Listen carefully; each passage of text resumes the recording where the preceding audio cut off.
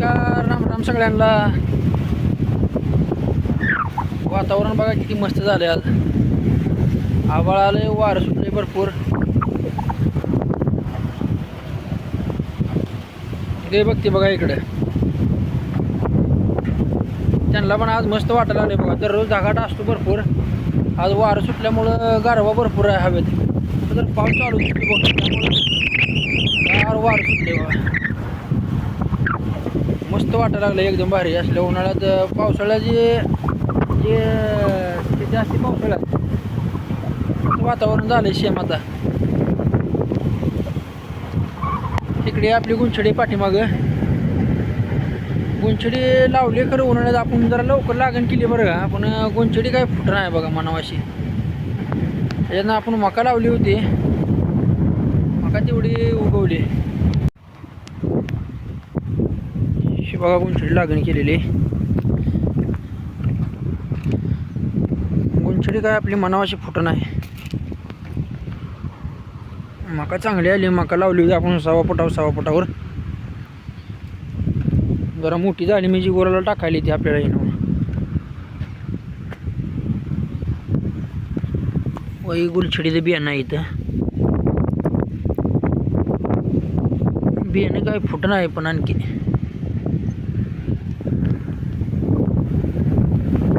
आभाळ आले बघा, वार सुटले भरपूर. ही आपली होंडी बघा उन्हाळ्यातली.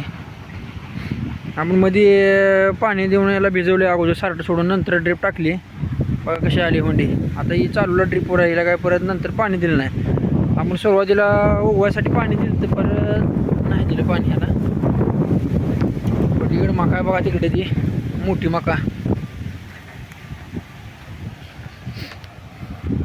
आता आपण वैरण आणून टाकले या तुकड्यातले. त्याच्या काय पेंड्या बांधल्या नाही, त्या काय नाही, हाय आणून टाकले. वार सुटलं, भ्या वाटायला लागले जरा जोरादार. आणखी सुटलं वारं तर सगळं इश काढून जायची वैरण.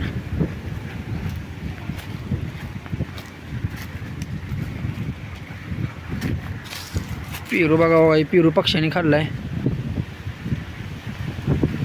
एकच लागला होता, पक्ष्याने खाल्लाय बघा तेवढा. त्याच्या खाली रोपं भरपूर उगवली ती. मध्ये याला लय भर आलता पेरूला, सगळं पेरूच होतं. काय कोण खात नव्हती त्याला. असल्यावर खाऊ वाटत नाही, नसल्यावर खाऊ वाटते बघा. आता कळी लागली बघा अशी, भरपूर कळी लागली. आणखी 2-2.5 महिन्याने खायला येते पेरू. होंडीतनं जरा गावात झाले, उपसून घ्यायला लागते बघा ही गावात जरा.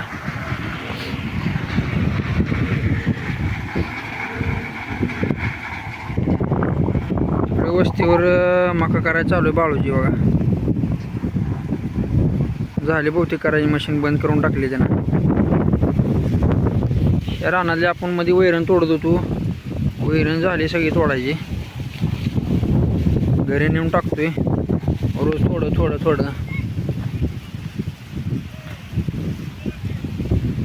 बाळू आपल्याला बोलवायला लागलाय बघा, तिकडे बाळू हात करतोय, मका करून लागायला म्हणते.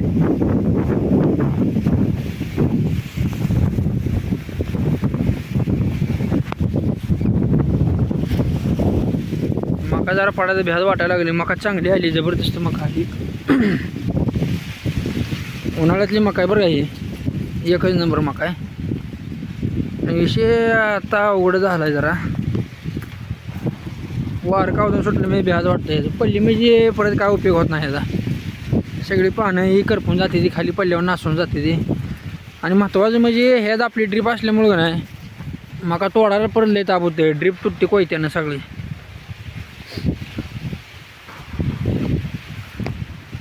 कशी दिसते वंडी हिरवीगार. याला आता तुरा पडलाय बघा, कणसं निघायला लागली ती.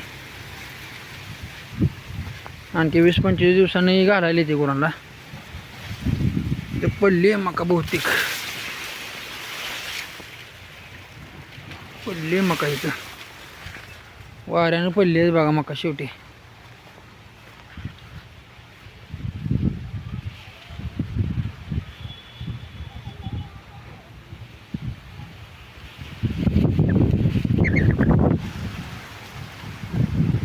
जिथं ड्रीप आहे त्या ठिकाणी पाणी जास्त झाल्यामुळे होंडीला पाणी जास्त चालत नाही.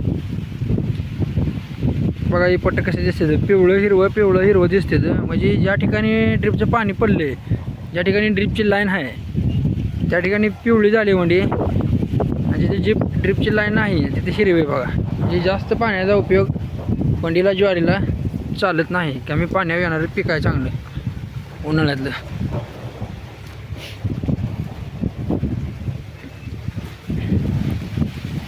हिरवी निघली बघा मकाला आपल्या. मका पडल्यावर याचा काय उपयोग होत नाही.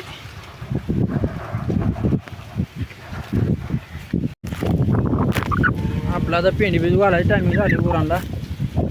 पेंडी बिजू घालून घेऊया, धारा काढूया. वारं सुटले भरपूर आज. बाळे ए बाळे, झालं काय तुझं? झालं बघा त्यांचं खायचं.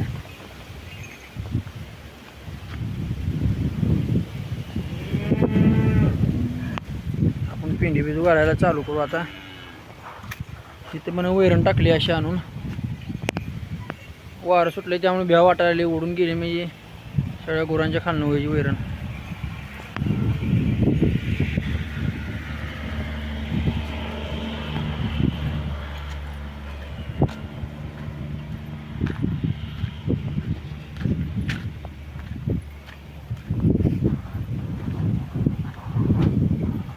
जर्शी बघायला आली ती बघा माझ्याकडे.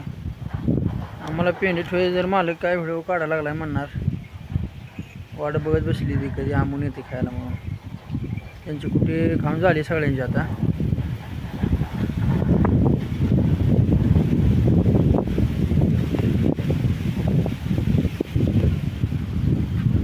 आपली ही गाई येईल बघा, आठवडा झालं.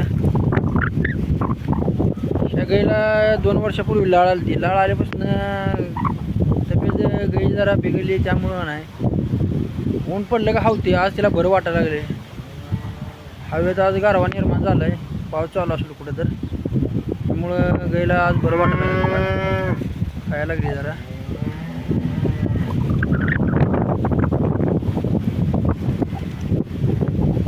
आपण आता पेंडी बिजू घालायला चालू करूया.